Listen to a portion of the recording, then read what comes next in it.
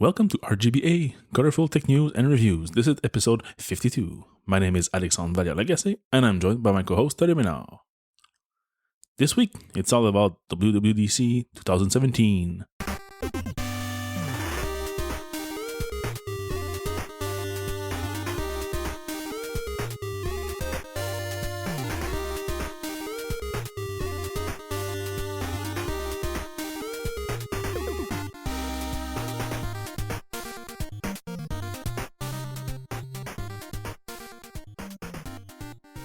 Alright, so today it was the Apple Christmas, or I don't know how you want to call this event, the one where everybody is basically glued to their screens or the conference room in some cases and watch a keynote that is unveiling everything that is Apple for the next year.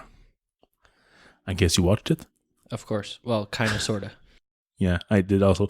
It's actually the first one since like 2008, I think, that I've watched so few minutes of the show in real time. I had meetings after meetings, so I was able to grasp the first few minutes and then run to a meeting. Then I came back for Mac hardware, and then I have to run back, and then I came back just in time for the speaker, and then that was it. So maybe like 10 minutes total.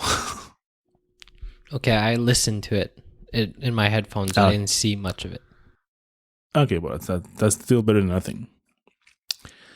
So, let's start chronologically, I guess. That's the best way. And after that, we'll check our predictions if we had scored some points or something. We had 5 predictions last week, and we'll see who had the most prediction come true. So, as things are with... First off, yep. What's your overall appreciation of the... From 1 to 10, are you happy, not happy? Just a really short answer, and then we'll start. Yeah, it's my response will be skewed because I wasn't able to watch live, and I had the excitement when it was started. So I was hoping for a lot. I kind of felt there was going to be a lot of announcement, but I wasn't able to watch it. So that kind of like bummed me out a bit. But in the bus after work, I watched a bit of it, and I was pretty happy. So yes, I'm happy with the announcements. I'm hopeful for Apple for the next year to come. I think they did everything they could to update as many things as possible without spreading themselves too thin on like weird products or weird accessories. I think they were quite focused, but at the same time, if they could do like for example, the MacBook Air got a CPU upgrade, so that was like cool because it's just a free update for something that they still sell a lot but is not really maintained. But everything got an update, so that's pretty nice. Thanks for your short answer. Yeah, I try. And you? Okay, so my short answer is it was awesome. Everything was pretty cool.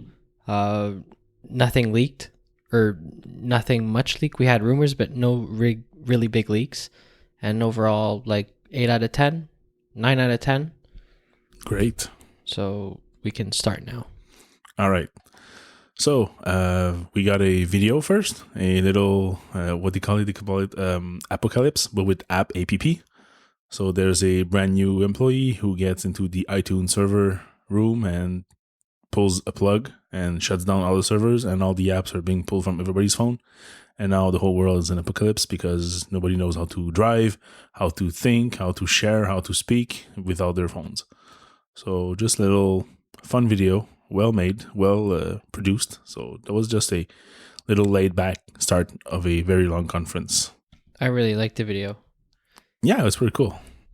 It was really like I laughed I laughed out loud. Cool. I did not because I was in the bus. I kind of contained myself, but yeah.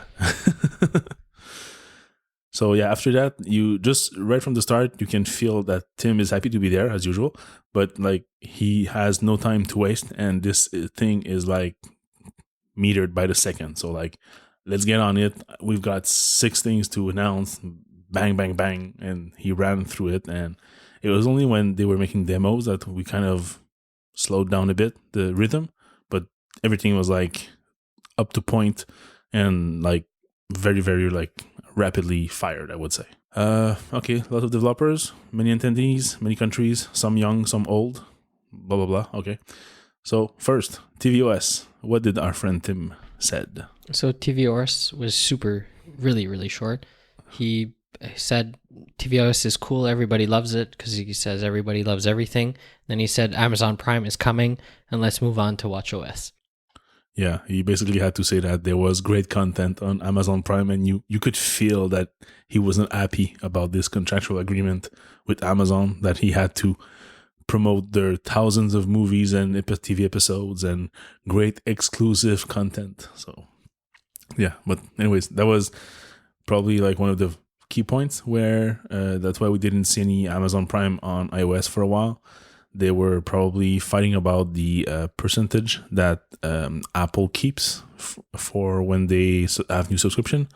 By default, it's always 30%, but as we learned by rumors and by back channels, is that this is actually something that can be negotiated with different partners, for which they did for Netflix. I think we had a rumor it was 15% that Apple was keeping for Netflix. Maybe Amazon Prime wanted 5%, 10%, we don't know. And maybe they finally settled on a percentage, and they also had added like a line that says you have to promote our content at the next keynote. It was really, really short and really fast. Yeah, if I look at the timeline here, it's about 1 minute from 10:16 like to 10:17. The whole Apple, the whole tvOS, section was extremely short. Yeah, it was 1 minute. Looking at the chronological timeline here, that's crazy. And then we moved on to WatchOS 4. WatchOS 4, which has a bunch of new features. There's a new watch face, which is Siri based. So it's kind of like a card scroller, if you want, where you have different cards with contextual information. So Siri knows where you work, when you have to leave for work, so you'll know that traffic is light or heavy. You have your next appointment when they're coming up. If you have to leave because you have another appointment further in the city, then everything will be like piled as cards, and you can scroll with the little wheel to go through everything. So that's a smart kind of Google Now cards kind of way to present the information. So. And then you time travel like you do right now with the Apple Watch when you scroll the digital crown, and it shows you like your upcoming events in the calendar. If you have a calendar complication, or it's going to tell you the forecast for the weather, or if you scroll back, you can even see your the old progression of your activity rings. Yeah, pretty cool. So I'm not sure I'm going to use it that much, but I'm sure going to be trying that one, which is not what I'm going to do with the next one. My calendar isn't nice enough to have this Siri thing work. Yeah, but it's not just that. It's just that the next one, that's the one that gave me like almost like... Oh, okay, yeah. The next one. I thought you were talking about the Siri watch face. No, Siri, I'll try it because I'm just curious, because I disabled everything that was like leave now because you're going to be late or whatever, because I tried one time or twice to actually listen to it, and it was way out of sync with reality, so I'm not using that anymore. Just my calendar complication is enough to know that I'm getting a meeting in 5 minutes, and that's enough. I rarely have like meetings like away from where I am, off-site or anything that you have to drive to. Exactly. But the next watch face, that one is quite creepy. It's a kaleidoscope watch face that can even source colors and shapes from photographs. So let's say you give it a photo and you got kids which are wearing, let's say, blue jeans and yellow shirts. Well, that watch face will take those colors and those hues, and it will give you like a kaleidoscope kind of watch face. So that's pretty weird. And it was also getting me like sick. The name they gave to macOS, but we'll get to that later. Yeah. Okay. Yeah. They go together. Yeah. I don't know if you understand. I see what you mean. Yeah. Okay, and then more watch face. This time around, it's Woody, Jesse, and Buzz from Toy Story. And you can probably expect more Disney Pixar characters in the coming months, years. So I don't know who uses those, except for just 5 minutes. But anyways, they put it there. Yeah, the Mickey Mouse complications and Minnie Mouse and all that are pretty much just something you show your uncle when you're demoing the watch there. I don't know how you call those features though. like eye-catching features. Yeah, or Like, something like look, mm, oh, Minnie's tapping her foot or something like that. yeah, and then you hit. I don't know if you hit Minnie or whatever, and then she speaks the time or whatever. Yeah, so it's yeah, that's it. And then there's new challenges, of course. There's going to be one per month, so that's not just like you were asking last time. We discussed this. Was like Easter, and then it was Thanksgiving. You had to go out and walk and do some running or whatever. You were saying that you were hoping that there would be more challenges. Well, you got served. There's going to be one per month now. It's all challenges that are based on your activity as well. So it's like a personal coach. That's how they're selling it, and that's how they explain it in the keynote. Yeah, it's AI everything. Yeah, it's machine learning everything. They say Yeah, it, machine learning. Yeah. you can play a drinking game, take a shot every time they say machine learning in the keynote. No, we would be so sick. The end of the keynotes gets a lot more interesting. Yeah. Okay. All right. So then moving on to the workout app, which got redesigned. That's a cool thing because it wasn't awful, but it wasn't like the prettiest thing there is with the big flashy green card. Now it's actually like a scrollable list with gray cards and green font and color, which is lighter and I think more pleasing to the eye. But the cool thing is that they now have special machines. What are those? They have new workout types. They have new swimming goals and all. Not swimming goals, swimming workouts that detect when you stop at the end of each lap to calculate your laps.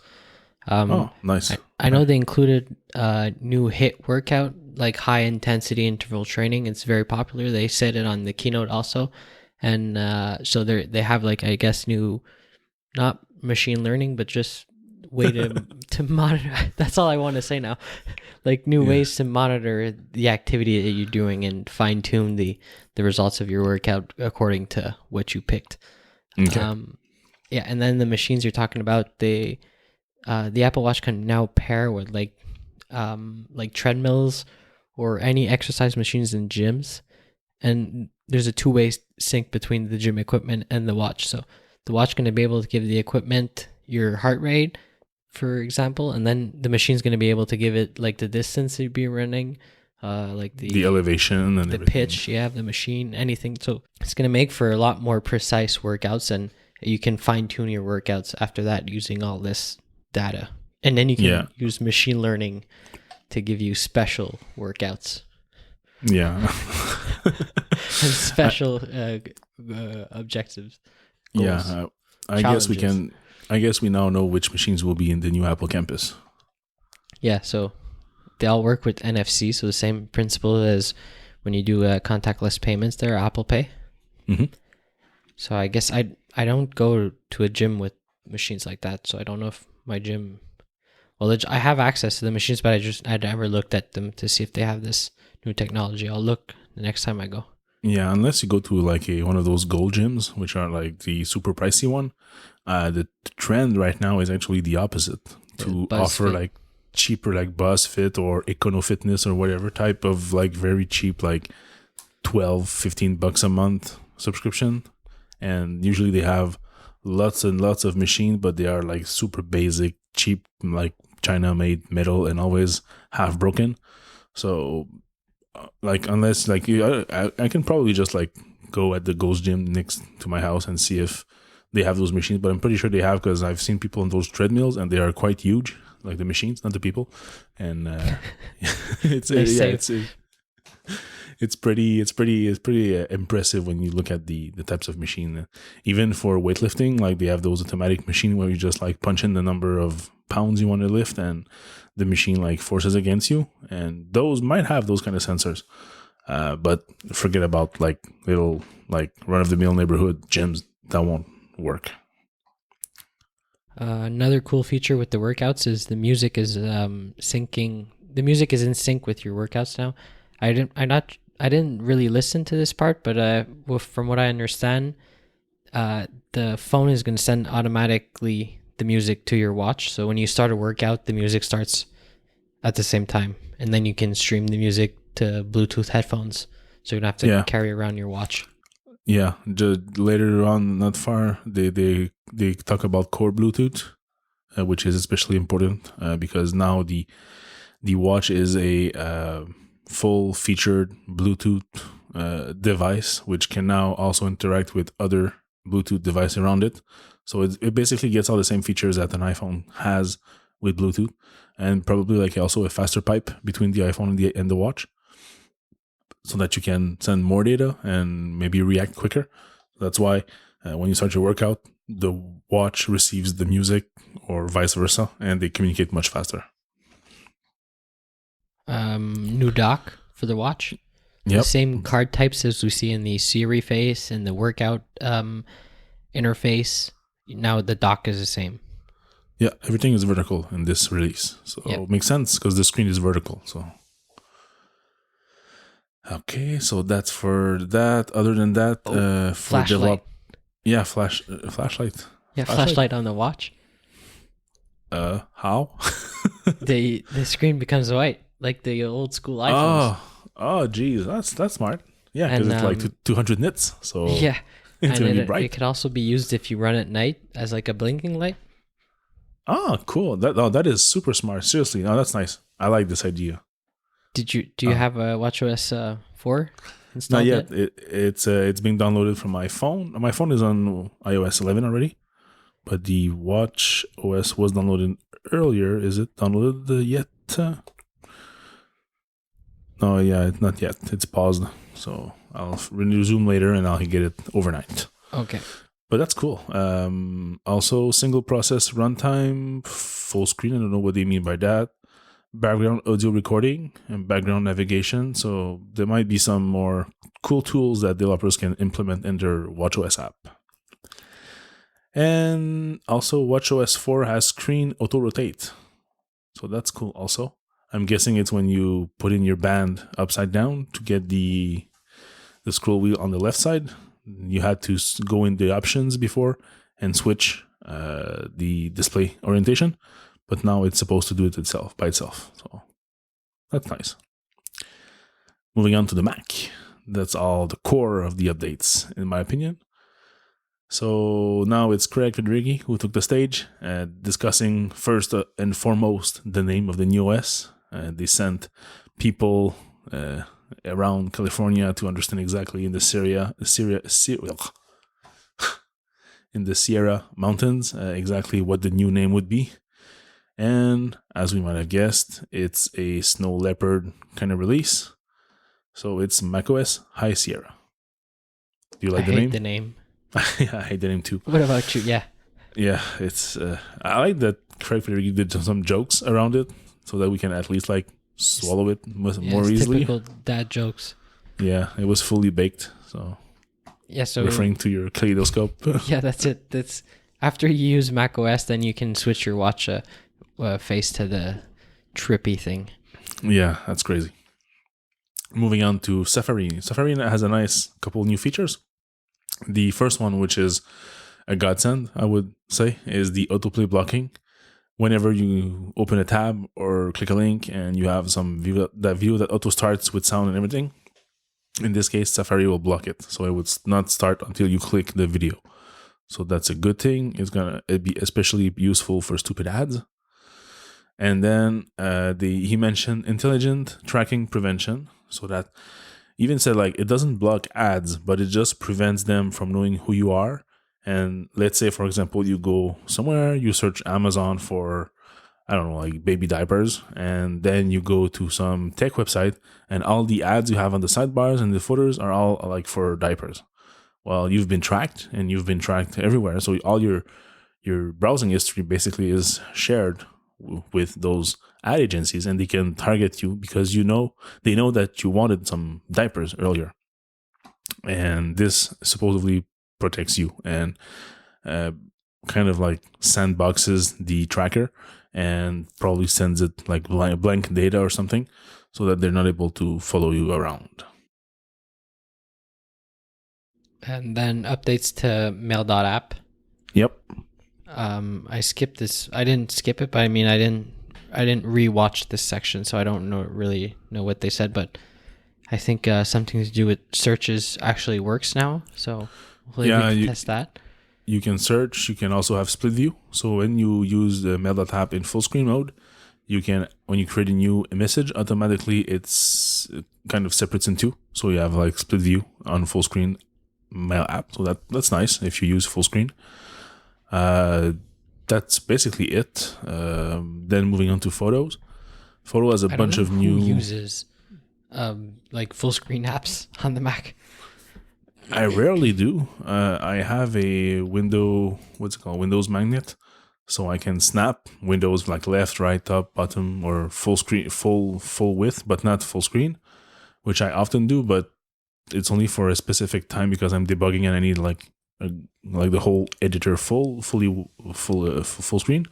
But I never like go into that full screen. Whenever I get in there, it's because I did a mistype or misclick, and then I have to get out. But yeah, I guess there are some people who does it. I know people who use spaces and 3-finger swipes. Like they do like 2-3 apps, and each of them has their desktop, and they just swipe between desktops. So that's something I saw at work. So photo app, new editing tools. So you'll be able to color change parts of the photo. You'll be able to also sort your photos more easily. You also have lots of machine learning to be better at face recognition. And when you do an edit, and when you send the photo to like a third-party editor like Pixelmator, and it gets every changes that you did to it with Pixelmator and back. So it's never like destructive or final. Everything you do can be like undo afterwards. So that's pretty cool. What did they mention also for photos?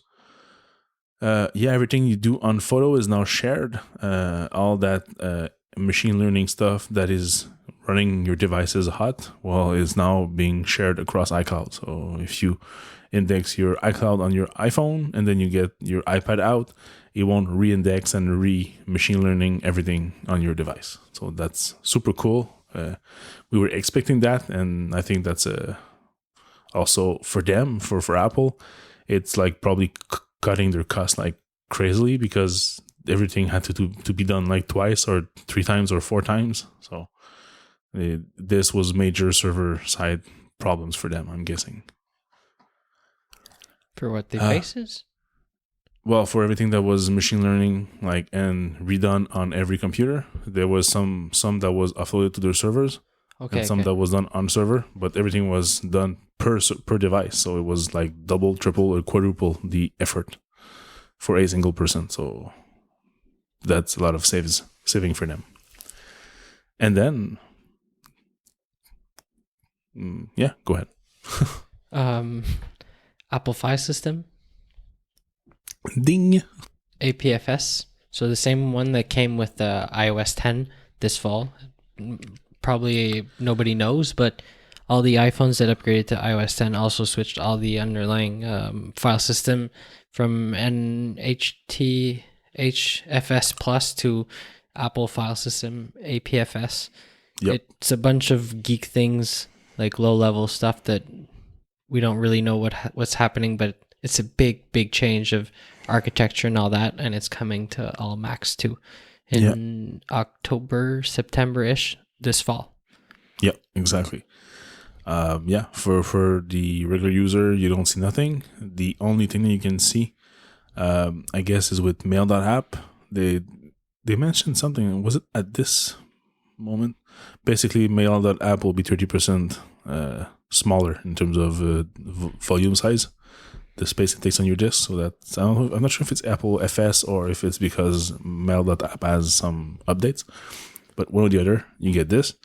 So the good thing is that Apple did that for all the iOS devices and nobody heard nothing. There was not a single complaint, I guess. So that means they have their things right and they did it right the first time. So that was great. And then moving on to hardware and software update for H.265. So for the newer Macs, I don't have the slide in front of me, but I think it's only the ones that are released this year, right? So 2007, the new Macs with the HEVC hardware acceleration. Oh, I don't know. I think they piggybacked on the Intel chip having that hardware acceleration. So they basically just said we have it in there, but it's because the CPU has it now. So this will allow you to encode videos that are half the size of H.264 MP4 and PEG-4 video files, and also do 4K and 8K much better. So that's going to be great for everyone that does dabble with video formats. New version of Metal. Yeah, what a crazy name. Metal 2. And then they went on this big VR tangent, if you want. There's a new Thunderbolt 3 enclosure that you're going to be able to plug using the new Thunderbolt 3 ports on the new MacBook Pros, and basically an external graphics card to be able to render big VR things and just make your Mac more powerful. This goes with all the new VR and AR trend. Yeah, there's a developer kit you can apply to right now. I'm guessing they need people with good portfolio of VR games or VR project in the pipeline. But you can apply right now, and you can get the hardware. I think it was this coming fall. So it's good for more professionals. And then new iMacs. Yeah, new iMacs, because as usual, the OS update is free, so we don't mention that anymore. So yeah, new iMacs, new screens, better displays, so 500 nits, 43% brighter, and they even have 10 bits dithering on the screens. So this is great. Then the Kaby Lakes processor. So that's the big update this week. Kaby Lakes will get to almost every single Mac computer, and they're all, I think, available right now, except for one coming later. So that's pretty cool. Yeah, that's what it said. Yeah, Kaby Lake has the 10-bit HEVC decoder and encoder, I guess. So that's why they can say that they have the H.265 support. So 32 gigs of RAM for the 21.5 inch and up to 64 gigs of RAM on the 27 inch. Fusion drive is now standard on all 27 inch model and the higher end 21 inch. And the SSD are basically 50% faster and up to 2 terabytes of data. So all nice updates. No need to redesign the whole computer. Leave it as it is and get its internal up to specs with the current computers. That's kind of like the word for this event, which I really like. Apple was kind of lacking updates for the last couple years, and it showed, and it was a problem. They were like getting more every month was passing, and the computer were getting more and more expensive because everybody else got the new specs for the same price, but not the Macs. But now I think it's a thing of the past, and hopefully they will continue this rapid cycle update every couple months. Big VR demo. I didn't watch it because the demos are never good. I find they're always like a waste of time. The game demos all the time. Yeah, basically there's a girl in the VR world with 2 pointers, and she can add like Star Wars elements to the environment, and then the software like guesses what she wants. Like if she drops like a spaceship here, well, the software will make it land, and if she puts somebody there, then it's gonna act as a kind of like an actor and do a script or whatever. And yeah, she had fun with Darth Vader and a couple of spaceships. So all that is nice. I usually use the demos as my bathroom breaks. Yeah. Basically, for those, the only thing that changed for these new iMacs is the price. There's one 21-inch his price was slashed to $12.99 instead of $14.99 for the 4K. So that's cool. And then they moved on to all the notebooks. So laptops get bumps too. Nothing to note, I think, really special. Just they get Kaby Lake. They all get Kaby Lake. I'll get a faster CPU. Not CPU. Well, CPU, yes. CPU upgrade to Kaby Lake, but faster SSD. 50% faster. The starting price for the 12-inch MacBook is dropped a little, I think, as well as the 13-inch MacBook. I think the MacBook MacBook Pro. is the same. It's $12.99. Somebody the drops MacBook Pro, somewhere. the 13-inch base model without touch bar, like the Escape, basically, dropped by $200. Okay, that's not bad. Yeah, so we got like the MacBook and the 13-inch Escape for the same price for $12.99, and then it goes to $17.99 and $23.99. Since it's a $200 US drop, is it like a $250 Canadian drop? Does it work both ways? Yeah, I think it works both ways because It's the end game is the list $268 price. Canadian. Okay, I can tell you in a second. I don't remember the old prices. I never remember. So even if you tell me, I couldn't tell you. Yeah, but I can tell you if the price were changed for us. Where is it? So many emails from Apple today. It's crazy. Okay, so I'm gonna find it. MacBook Pro. Okay, MacBook Pro, 13-inch, blah blah blah. A new $1729 configuration. MacBook Air with 1.8 gigahertz. Yeah, it's not super clear. Yeah, they don't have all the prices in the emails. Anyways. So yeah, there's a price drop for a 13-inch. So if you were looking for that, good for you. New price drop. And then we got a super nice, super pretty... Super nice video. Yeah, well, not just the video. The video is really nice. Yeah, but everything is nice about this.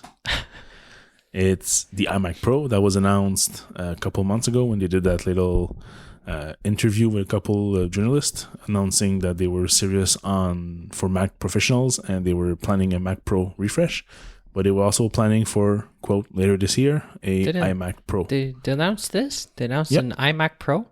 Yeah. No. They announced an iMac with a Pro configuration for later this year and Mac Pro for next year. I didn't remember the iMac Pro part. Oh, I did. Okay, so what is it? Go for it. No, go for it. So it's a blacked out, all black, Alex special. Even the keyboard, the mouse, the Magic Trackpad. The keyboard is really cool because it's a Magic keyboard with extended, but it's all black. No, I don't like the extended. Me neither, but I just find it cool. It's a new Magic keyboard if you want. Yeah. And it's just a super, super souped up machine. It goes up to, it's all Xeon processors. Yep. So I think there's 3 options: an 8-core, 12-core, and 18-core? 8, 10, 12, and 18, I think. Holy. So yeah, like I think like that's Xeon. Probably like the whole CPU list from Intel. And like, okay, here's all the configuration you can get, and they said, oh, we'll take them all. And they basically they have that philosophy for every single component. So same thing with the RAM, you can go all the way to 128 gigs. Yep. Same thing with the graphic card. I think you can get a graphic card with like 16 gigs of VRAM. Yeah, 16 gigs of VRAM. Yeah, the new Radeon Vega graphics card, which is a brand new line of video cards. The RAM is all ECC RAM. I forget what it stands for. It's checking.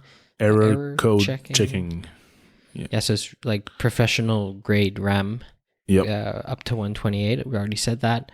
4 Thunderbolt 3 ports. 4 ports. Yeah. And then that's 3, amazing. Another 3 or another 4 USB-B, USB 3 spec USB-A. ports. USB-A ports. Yeah.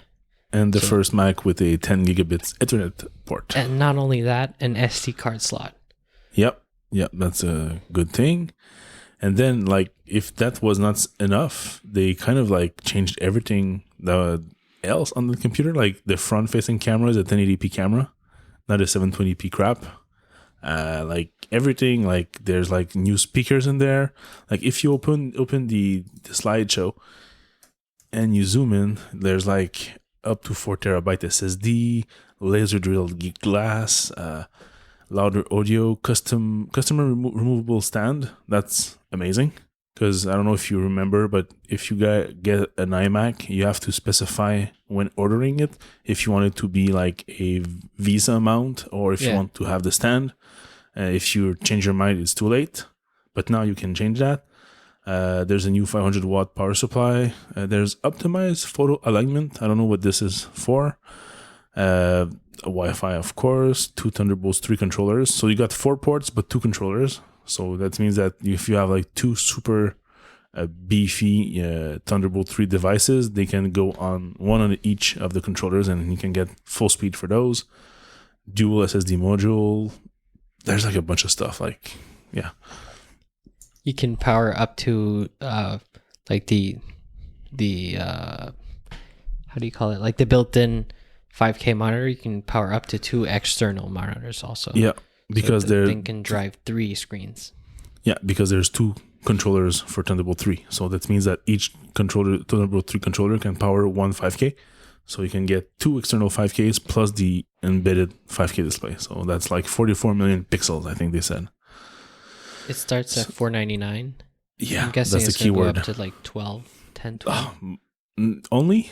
I'm betting like 18,000. You think? Yeah, they went like ridiculous. all in. Like if you take everything and you max it up, I'm sure it's going to be like 18,000. How much is 4 terabytes of SSD? Just that must be like $800. 4 terabytes, it's probably like $2,000.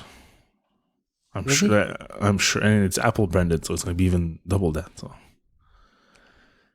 yeah. So that machine is amazing looking. It really is crazy that they went all in on this machine. This can just tell us that the next Mac Pro will be even proer than this one, so even faster. What's going to be the Mac Pro? Then it's going to have to come with a screen, because you can't ship this and then say, oh, take the ugly LG LG. monitor with the big forehead chin thing. Yeah, no, they'll need displays of their own for sure, but that's for next year, so they have time to change their mind. But it's just, I don't know what's going to be the next Mac Pro. I'm guessing it's going to be all this and more. And like the keyword will probably be extensibility, so that yes, you can have one big 4 terabyte SSD, but you know what? You can have 5 more if you want. You liked that graphic card?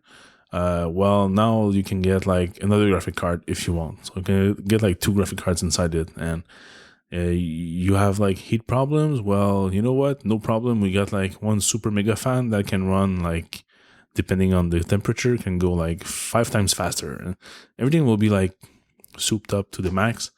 CPU wise, I'm guessing is going to probably be the same CPU or the new generation if Intel releases one before that. But the RAM, the video cards, the controller cards, they're probably going to have like independent Thunderbolt 3 controller cards. So you have like 2 for starters, and you can add more if you need more. So you can have like one controller for each of your 5K displays, and then one more controller for your big like Thunderbolt 3 NAS, and then one more for, I don't know, something else. Like it's going to be like customizable as it never was. I feel like this is so good that like the Mac Pro is going to be too much. Like this is who looks at this and says, this is not good enough. Yeah, I don't think so. I don't know. Just people who need like more versatility, more external devices, more, I don't know, or people that just wants everything in one big box and they like drawers. I don't know. Whatever, we'll see. Yeah, and then moving on to iOS 11. Wait, I had a little quick live update. The 2 terabyte SSD is a $1,400 option right now on the iMac. Okay, the 2 terabytes. So what of the 4? Yeah, there's no 4 right now. Okay, so you can probably guess it's almost more than double that. So like maybe 3,000. Yeah, wow, lots of money for space. Like 2,500 maybe. It's gonna be a deal. Crazy. So yeah, iOS 9. Wow, I keep saying iOS 7. Like it's a new iOS 7. Yeah. Well, it has some like design changes, and like I'm not sure I really love it. Like the first couple minutes I've used it, I never liked like the Apple Music design change. So now it's getting everywhere. So I don't really like it too much, but I'm probably going to get used to it. But there are so many nice changes in that OS release that it's crazy. Let's just go through them, and it's like there's so many. So first of all, iMessage. There's a new app drawer for the stickers and apps, so that's cool. You'll be able to send me money via Apple Pay. I know you're super excited about that. Yep. Pretty useful when you go to restaurants with friends and You can split send the me wine. money too. It's not all me sending you money. No, yeah. But last time I sent you $5 with Starbucks, so Yeah. this time true. you try. Okay, so You got that money back, just to be clear. Yeah, I know. Just I don't look like the cheap one over here. Yeah, exactly. Yeah, so the cool thing about iMessage is that now your messages are synced via iCloud, so they're not stored on device.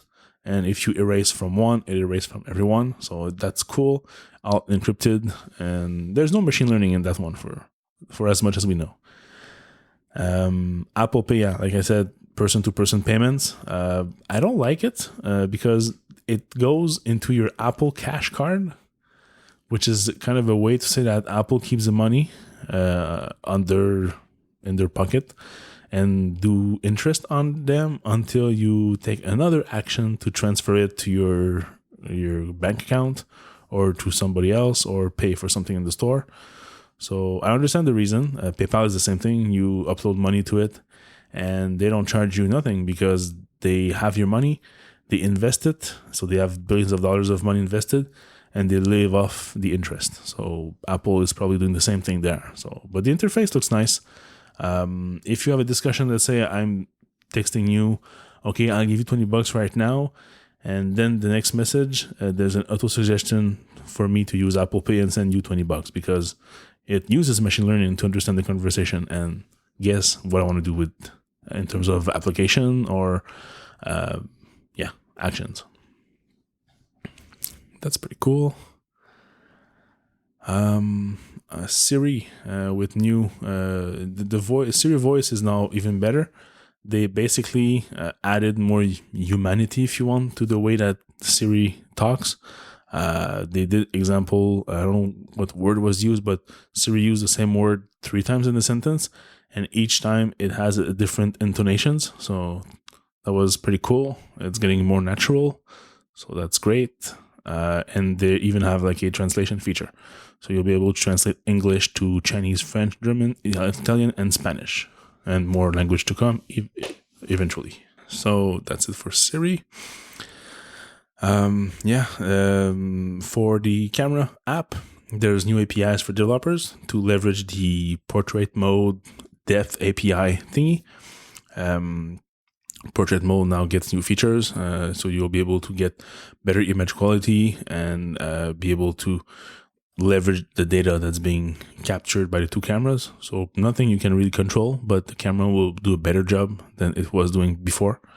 I really like it. I took a bunch of pictures of the skateboard, the longboard that I tried this week, all with portrait mode from outside. When you're outside, there's lots of lights. It's quite easy. You just need to go back and forth and really find the sweet spot because the camera says that you have not enough light, too close, or move further. So it's pretty helpful to get you exactly the right place. And new control center, extremely customizable, I think, from what you've told me. Well, yeah, extremely. Yeah. I think you can turn on and off a bunch of stuff. Can you move stuff around? Let me try. No. They also redesigned the whole lock screen / notification center.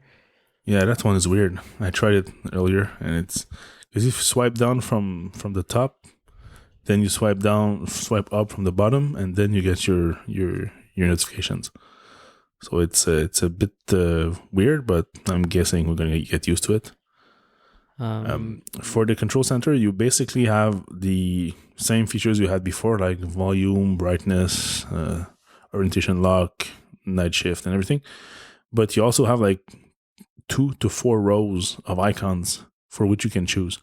So like, for example, you're the kind of person that never uses the calculator. Well, you can remove it and you can add instead a screen recording widget.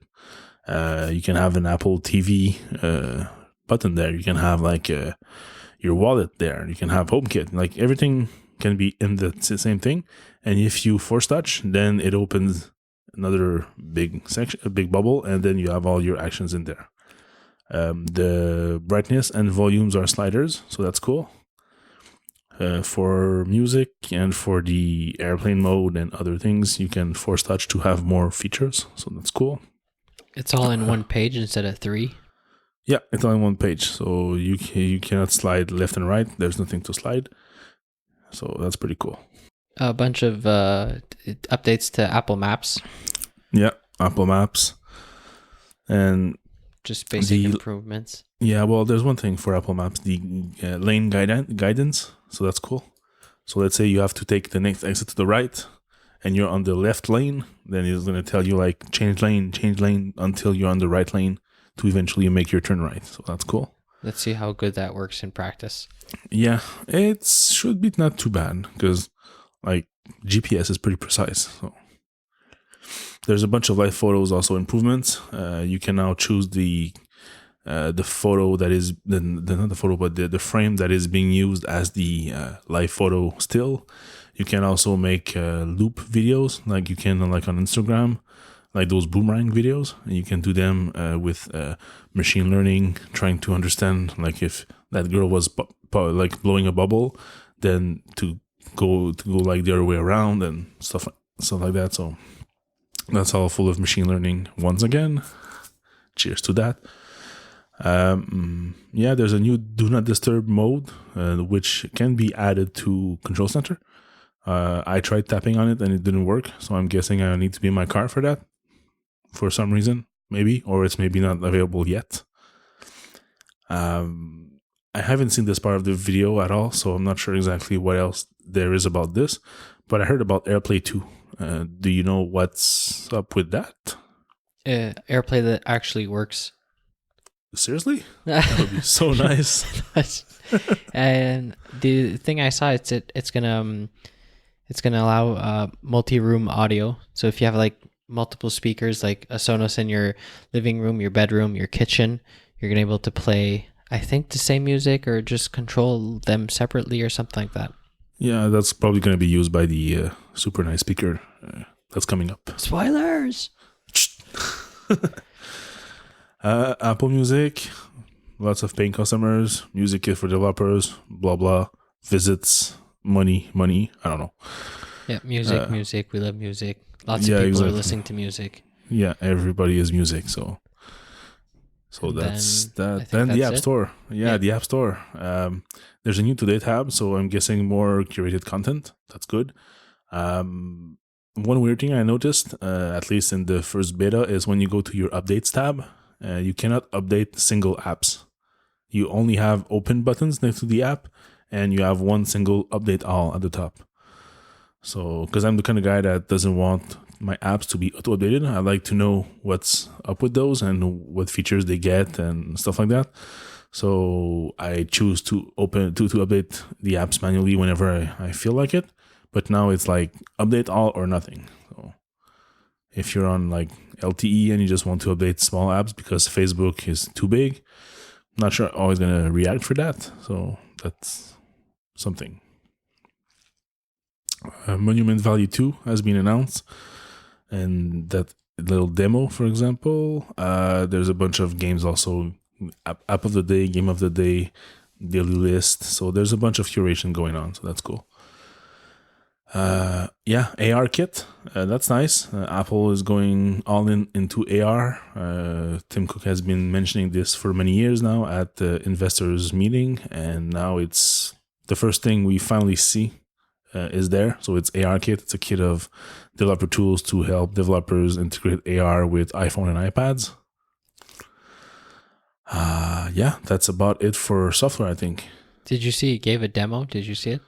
No, I didn't see this demo. So he takes a phone or an iPad. I think it's a phone.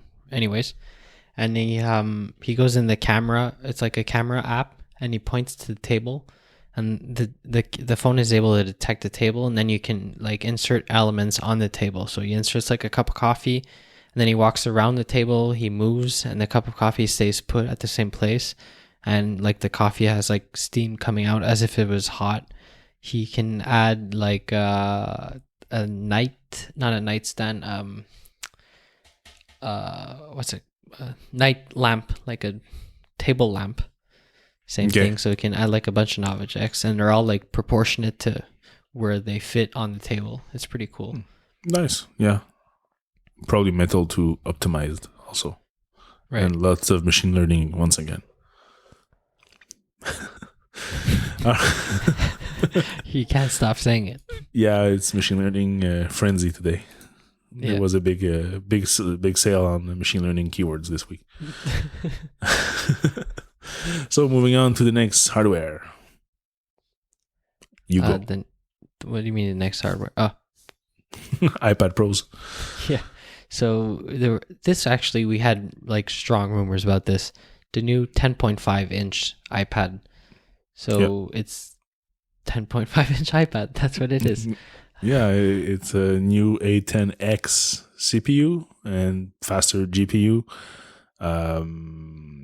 The biggest thing I would say is that the screens are now brighter, so it's 600 nits, HDR video compatible, and we already had like the P3 gamut on the Baby Pro. Now we have it on the big iPad also. And the newer thing I would say that will probably be like the nicest thing for artists is that the refresh rate is now up from 60 hertz to 120 hertz. So basically, it's now a 20 millisecond latency. So I'm guessing that when you're drawing with the pencil, I don't know if you remember that Microsoft research video I quoted a bunch of times. You have like demos of like 500 milliseconds, 200 milliseconds, 150, 5 and 1. And when you go like below I think it was 40 or 50, you start to really like not be able to remove the pen tip from the line you're drawing. They like are attached together and they follow no matter how fast you draw. This thing like never leaves the tip of the pencil, so it's very like lifelike basically.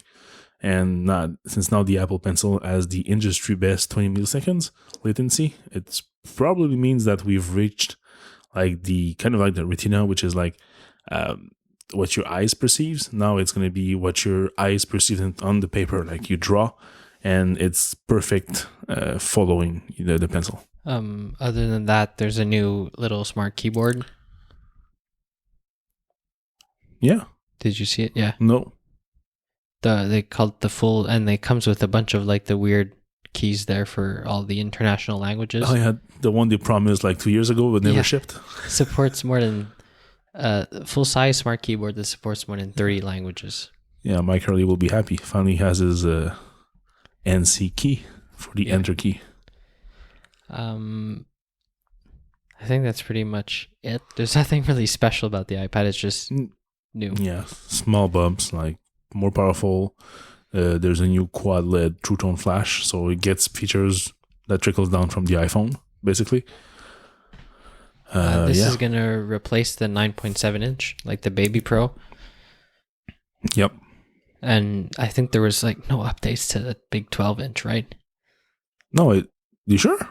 Well, I thought both got the new updates. They both got the bump? Yeah, I think they both got everything. Oh, maybe. I'm not sure. Yeah, 10 inch and 12 inch get the 12 core GPU. 10 inch and 12 inch get the A10X. They're both available the refresh today, rate. I think. Yeah, the refresh rate also. They don't specify about the screen, but it's probably everything. Yeah. So you get iPad Pros, which are starting at $649 and $799 for the big one, all the way up to $949 for the small in quotes, and $1099 for the big one. And also, fun thing to note: there's no rose gold on the 12 inch. Yeah, you're right. It's only gold and silver. Don't know why, but it's funny. Yeah. Okay. And yeah, the iPad Pro is not getting a dock, so that's pretty weird, but it's probably going to be useful for productivity use. This is the part where I wanted to see it, but I totally missed it. and it's probably going to be awful to explain in words. So basically, you get a dock, you get drag and drop, you can drag from one app to the other. There's a drawer also. So yeah, and I don't know what else do you want to know. Did you see it? No, I didn't see it. You didn't watch it? No, not yet. So it gets a dock a bit like the Mac dock. You can bring up the dock whenever you're in an application, and then it gives you the same thing as the Mac dock that comes over your application, and you can use it to quick switch to apps, like as a quick switcher. Yeah. Also, it looks almost like, I think it's got mission control on the Mac. When all your windows are like tiled. Yeah, and you can also, it saves like if you were multitasking with two windows open, say like notes and email, well, it's going to save that in your like space center, space control. I forget all the names they give to these things, and they keep changing them. But if you see them on pictures, you're going to say, "Oh yeah, I know what you mean." So basically that's and then nice. Drag and drop when you have two applications that are side by side in split view mode. Yep, cool. But you have to watch a demo. There's nothing you can really explain. It's hard. Exactly. There's also a new Files app, so it's kind of like the Finder, but on iOS. You can drag files around. You can move files from one app data folder to another, so that's cool. You also have like a document scanner that's built in, so some apps have just been Sherlocked, so you can like take a photo of a file, even if you're all crooked, like it's gonna like straighten up the photo and everything, and directly on it you can add with your Apple Pencil notes and drawings. So that's cool. And then we moved on to the Phil Schiller part of this ceremony, if you want. Announcing a breakthrough home speaker. So he mentions the Sonos speakers. Well, he doesn't name them, but there are pictures. Wait. But first, they introduce at the beginning of the keynote, they introduced we have 6 things to present, and then they get to the 6th thing, and they say like this is all about music. You hear like this. Really? Like music again? We're gonna do this thing where we're gonna touch fingers. Yeah. I just got back from my meeting at this time, and that I caught this thing, and like when he said that, I don't know if you heard the room, but like there was not like anybody who was happy about that. No, everybody was like, oh, here we go. They're gonna talk about iTunes. Yeah, exactly. Well, which could have been a good thing if they were breaking it down into smaller purpose apps, but that wasn't it. Yeah, so he points on the screen to a Sonos speaker and a Amazon Echo, yeah, and says that these two things do their thing right, but they wanted to do something better. So what did they do? They combined them. So this thing is now called the HomePod, another thing with a weird name. Yeah, all the names are weird this year. Yeah, I think they're getting tired at the marketing at Apple, because that's come on, Next time we'll see like VR goggles, and they're going to be called iPod, EYE. Come on, it's So basically that thing is pretty nice though. The look, it really looks very similar to a very like squint Mac Pro cylinder garbage can thingy. And it has 7 beam forming tweeter at the bottom. There's a big bass driver in the middle, and there's even an A9 chip in there. So basically the chip that was powering your iPhone 5S, if I remember correctly, is now powering which iPhone was powered by the A8 chip. Okay, continues going. Okay. I'll find it. So the woofer is very powerful, and it has lots of weight to move, so it can give out very nice bass. There's also air flows going to the bottom, the tweeters that go all around it. So basically this little speaker is spatial aware, meaning that kind of like the True Sound on Sonos, where you actually use your phone and scan the room, kind of like a painter, and just move your phone around up and down to kind of hear the echo bouncing around. This device does it by itself. Basically, turn it on, You play some music, and it's going to auto adjust its sound to the room dimension, size, and configuration.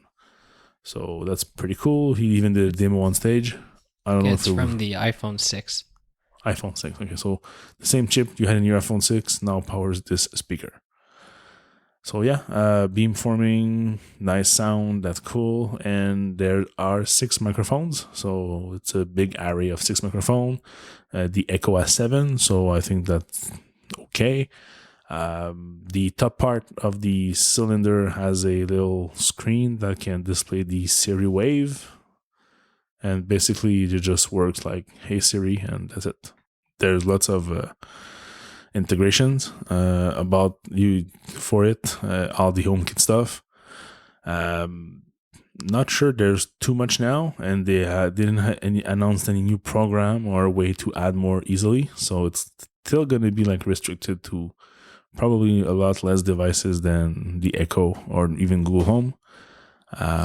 Everything is encrypted, everything is private, and it's going to come out in December and only in the US, UK, and Australia for now for $349 US in white or black. It's going to be available in more countries the following year. Next year, I think they said. I was hoping for a global release because that's what Siri is good for. It has like global support, so I was hoping the HomePod will be available everywhere. And seriously, at this price, I thought that the Sonos Play One speaker were expensive, but now this will cost us like $500 something Canadian, and that gets really expensive for a speaker, even if it's smart. At first, I was hoping to get one, but now this is kind of like a cold shower. I'm not too sure I'm going to do it.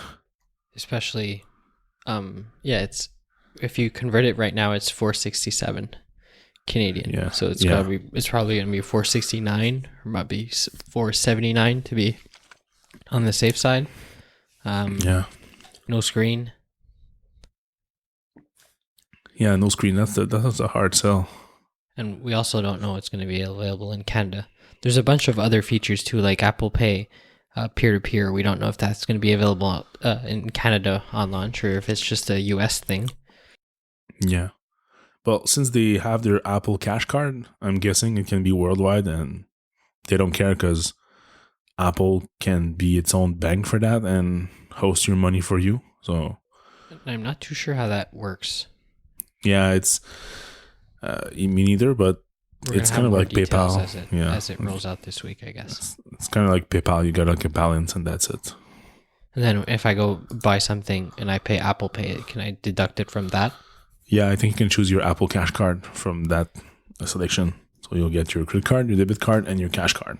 And then if you send me money, it applies automatically to my cash card. And can I transfer from my cash card to the credit or debit? But how would that work? Yeah, it's like yeah, I'm not sure about that. Not for debit for sure, but you can transfer it to your bank account, kind of like PayPal when you withdraw your funds.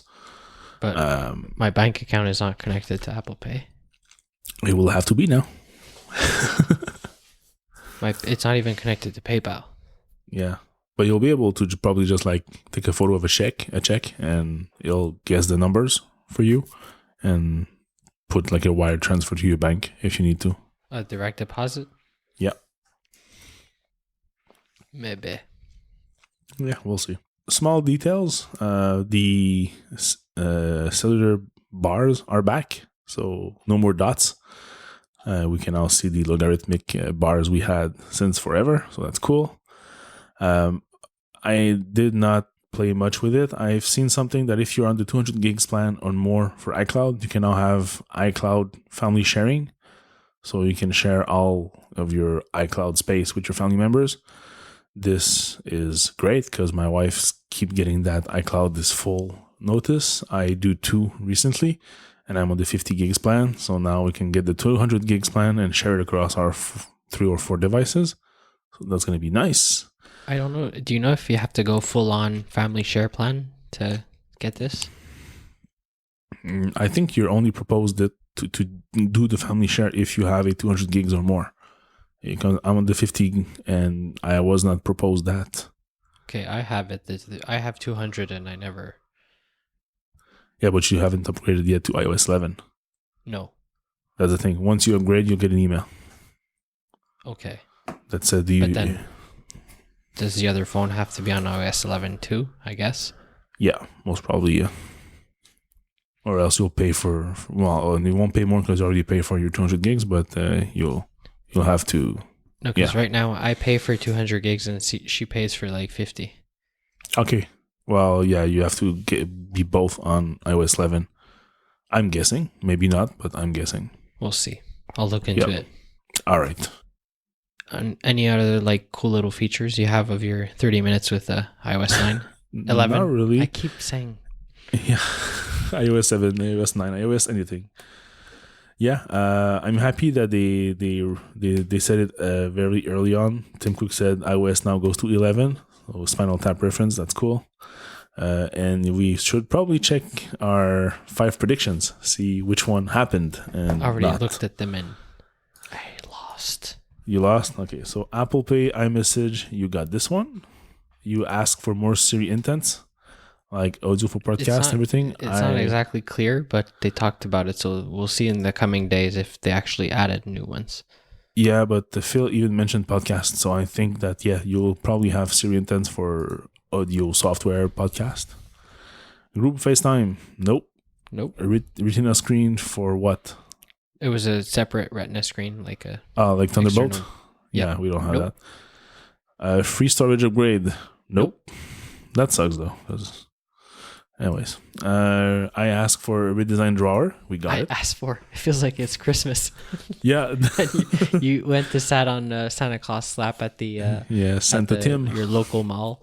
Yeah, and I asked for a redesigned drawer for app switching. So we got the dock on the iPad at least.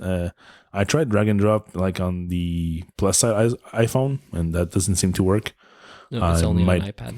Yeah, so bummer for that. I asked for dark mode, iOS and macOS and other things, nothing. The iMac Pro is dark, but the OS doesn't seem to be dark. Nope. iPhone 8 teaser video, nope. Nope. Siri and I can, yes. Yep. And finally, new MacBooks, all of them. Yep. Yeah, we can say the MacBook. Yeah, they're all updated. Yeah, the MacBook Air is only the CPU, but I hoped. Well, we'll see once like I fix it and stuff. Take it apart. They do the MacBook Air still? Yeah. The original one there. The 13-inch. The 13-inch got an upgrade. I'm not sure if they're still gonna. They still have like a 11-inch.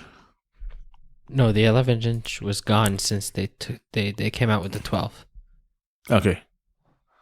So yeah, MacBook Air. Tech specs. Come on. Yeah. Okay, they don't say exactly what's new, but the CPU is new that they mentioned on stage. And maybe they also changed the SSD. So that would make sense to get everything like for the part to be the same in every one of their devices. So yeah. So I got 3, you got 2. Not bad. We got 5 together. Yeah, 5 so out we of won. 10. We won as a team. We won as a team, exactly. Yeah, so overall, I'm pretty satisfied with the updates. Still lots to unpack. There's probably a bunch of features that are not mentioned, and especially on iOS. And that's just the beta one, so everything will be changed eventually. They announced a public beta at the end of June, so for me, this means that they're pretty like steady on what they're going to change. Maybe they won't change much because usually the public beta is like July or something. So yeah, that's it for now. I think just that's looking it. quickly. One-handed keyboard. Did you see that? Yeah, I haven't tried that. Let me try that. Let me open message and let me tap your face, and then I hold down what to get that. I have no idea. Keyboard settings, emoji. Oh, okay. Let me just share the screenshot. You will understand exactly. Tack. I think you hold it like left or pull it right. If you hold, come on, dialer. If you hold the language switcher, you get a little toolbar with 3 keyboard icons. One that says keyboard with left arrow, right arrow, or center. So I can do this, I can do that, and then I do... Okay, and then everything is squint to the right. I like the return of the bars. Which bars? The TELUS bars.